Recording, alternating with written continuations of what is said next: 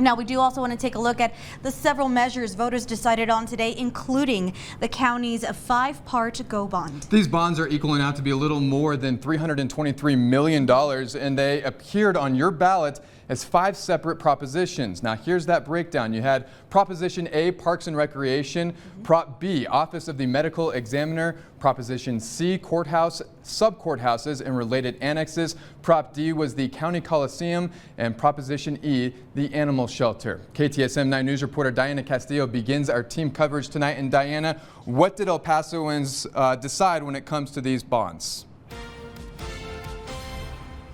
Well, Monica, Andy, right now numbers are showing that voters seem to have decided to approve 3 parts of this 5-part bond. Now, keep in mind these results are unofficial and are tight. Now, if all parts were to pass, it would increase the tax rate by 3 cents, costing $5.02 per month. That's relatively $60 a year for a taxpayer with a home value of over $200,000. Now, let's break down what each of these propositions are. Let's begin with Proposition A, Parks and Recreation. Now, this will expand and upgrade parks like Ascarate and others across the county. This is a more than $95 million proposition. Now, based on unofficial numbers, it was approved.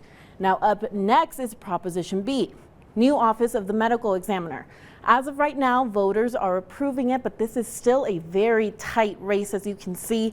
Now, this will cost nearly $27 million and will be used to build a new medical examiner's office. Now, let's move on to Proposition C, courthouse and sub-courthouses and related annexes.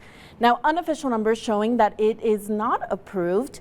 Now, over $63 million will fund things such as the construction of the Corbin-Sobrano Project Community Services Annex in South Central El Paso.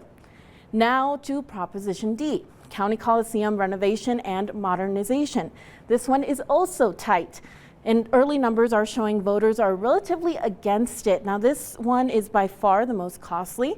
If passed, a little more than $100 million will be used to improve the Coliseum and adjacent buildings.